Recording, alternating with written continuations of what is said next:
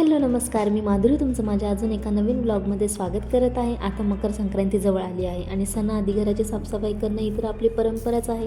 तर आज मी इथे डीप क्लिनिंग फ्रीजची करणार आहे आणि स्टार्टिंग मी किचनपासून केली आहे, कारण आपण किचनच्या वस्तू जिथे ठेवत असतो ती जागा म्हणजे फ्रीज आणि त्याला स्वच्छ करणं तर आपलं कामच आहे. माझं फ्रीज खूप घाण झालेलं आहे, मला माहिती आहे. मी एकदाच क्लीन केलं होतं. सो मी तुम्हाला आज फ्रीज क्लीनरचं एक DIY सुद्धा सांगणार आहे. तर तुम्ही व्हिडिओ स्टेटून पाहत राहा. आणि बऱ्याच वेळा काय होतं की आपण फ्रीज जेव्हा क्लीन करायला घेतो तेव्हा फ्रीज फक्त वर क्लीन करत असतो, त्याच्या मागची जी धूळ साठलेली असते त्याला आपण दुर्लक्ष करत असतो.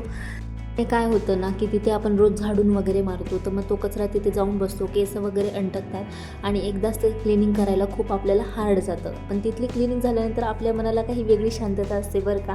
तुम्ही एकदा नक्की ट्राय करा, हा माझा अनुभव आहे. सांगायचं राहून गेलं ते म्हणजे काय, तर जेव्हा तुम्ही फ्रीज क्लीन करायला घेतले तर त्या अगोदर फ्रीज डिफॉरेस्ट करायचं आणि मग नंतरच स्विच ऑफ करायचं, कारण काय होतं त्याच्याने सगळा बर्फ वितळून जातो, म्हणजे आपल्याला क्लीन करायला पण व्यवस्थित पडतं ते. आता मी इथं साफ क्लिनिंग करून घेत आहे. सगळ्यात अगोदर काढून आहे ना मस्त व्यवस्थित वरची लूज धूळ काढून घ्यायची. त्याने काय होतं आपल्याला क्लीन करायला पण व्यवस्थित जातं आणि डस्ट पार्टिकल्स असतात ते वरचे निघून जातात.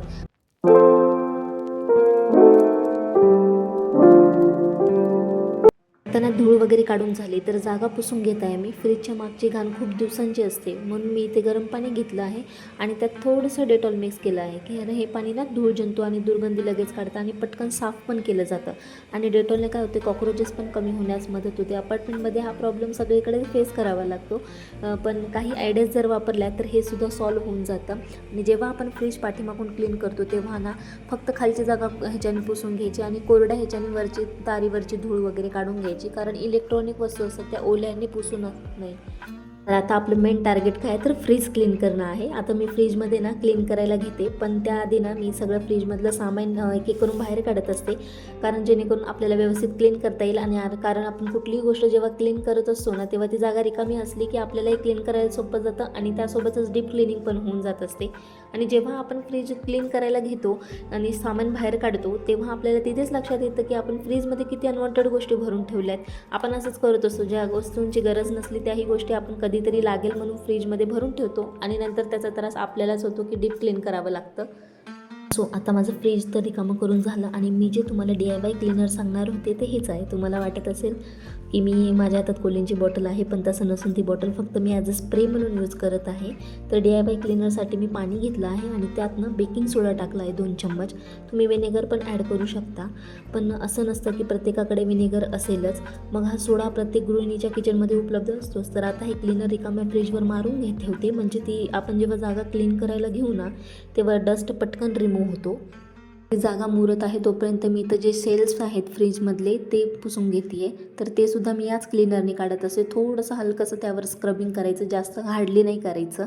त्याने काय होईल, तुमच्या जे सेल्स आहेत त्याला ना स्क्रॅचेस पडणार नाहीत. आणि पाण्याने धुवायचं आणि त्याला व्यवस्थित असं 5 ते 10 मिनटं सुकू द्यायचं. ऊन असलं तर त्यात तर बेस्टच असतं, पण आता जर ऊन नसेलच तर ऑप्शन हा बेस्ट आहे. त्याला असं 5 ते 10 मिनटं पाणी निचरू द्यायचं त्याचं आणि नंतर एकदम असं कोरड्या कपड्यांनी त्या सगळ्या सेल्फ्सला ना पुसून घ्यायचं व्यवस्थित. माझे सेल्स वगैरे सगळे धुवून आणि पुसून झालेले आहेत. आपण जे क्लीनर मारून ठेवलं होतं ना फ्रीजला तर ते पुसून घ्यायचं आहे. ते एकदम सॉफ्ट कपडा घ्यायचा आणि त्याने पुसायचं, म्हणजे काय होतं तुमच्या फ्रीजला स्क्रॅचेस वगैरे पडणार नाही. थोडीफार तुम्ही स्क्रबिंग पण त्याला करू शकता, तशी काही हरकत नाही, पण जास्त नाही करायची. आणि बऱ्याच जणांना माहिती नसतं की हे रबर जे असतं फ्रीजचं ते आपण काढत नाही, पण दरवेळेस नाही काढायचं. कधीतरी 6 महिन्यातून एकदा वगैरे काढून त्यालाही क्लीन करायचं, कारण त्यामध्ये आपण जे म्हणत असतो की घरातले कॉक्रोचेस किंवा छोटे किडे किंवा झुरळं कुठे गेले तर ते या रबरमध्ये जाऊन बसत असतात. सो ह्याला काढण्याची पण सोपी पद्धत आहे. थोडंसं ओढायचं आणि ते आपोआप सगळं निघतं आणि एकाच डायरेक्शनमधून सगळं रबर काढून घ्यायचं. आणि त्याला तुम्ही ना ब्रशच्या साह्याने किंवा थोडासा निरमा वगैरे किंवा हेच क्लीनर वापरून जरी सॉफ्ट केलं तरी ते स्वच्छ होऊन जातं. आणि वॉश झालं आणि सगळं पुसून वगैरे झालं की त्याला आता आपल्याला फिट करायचं आहे फ्रीजमध्ये. तर काय फ्रंट साईड आणि बॅक साईड आपल्याला लगेच ओळख येते. मधात ना एकदम अशी ब्रॉड लाईन असते, त्याच्यामध्ये हे रबर टाकायचं आणि एकदम असं डॅप म्हणजे जोरात दाबत त्याला असं सगळीकडे सेट करून घ्यायचं. आणि मी अजून एक सांगेल की हे रबर सारखं काढायचं नाही बरं का. हे रबर 6 महिन्यातून एकदा किंवा 7 महिन्यातून एकदा तुम्ही काढू शकता. सारखं जर तुम्ही काढत राहिला तर त्याचा जो लवचिकतापणा असतो तो रिमूव्ह होऊन जाईल वॉश करून आणि तुमचं फ्रीज ना लावण्यास ते व्यवस्थित बसणार नाही सेट.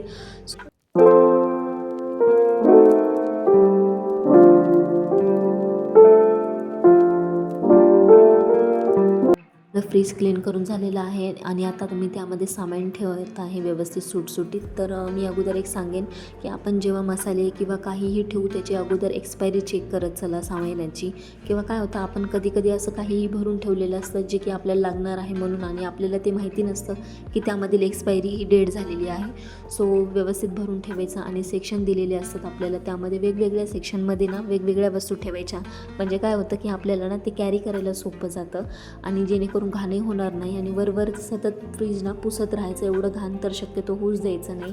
सो मी आता दुग्धजन्य पदार्थ एकदम वरी ठेवलेले आहे जे की माझ्या डेली वापरात रोज मला घ्यावे लागतात. आणि व्हेजिटेबल्स वगैरे खालच्या ड्रॉवरमध्ये असतात. मी व्हेजिटेबल्स सध्या डब्यात वगैरे ठेवत नाही आहे कारण माझ्याकडे डबे नाही आहे. तुमच्याकडे असेल तर तुम्ही त्यामध्ये कॅरी करू शकता. आणि ते मी फ्रीज चालू केलं आहे, वेळ लागेल थोडंसं सेट व्हायला. तुम्ही बघू शकता बिफोर आफ्टर लुक. की अजून एक सांगेन की फ्रीजमध्ये ना फ्रेश स्मेल येण्यासाठी लिंबू चिरून ओपनली वाटीमध्ये ठेवा. आय होप तुम्हाला माझा व्हिडिओ उपयोगी वाटला असेल तर चॅनलला सबस्क्राईब करा म्हणजे असेच व्हिडिओ तुमच्यापर्यंत पटकन येऊन पोहोचतील आणि लाईक शेअर पण करा.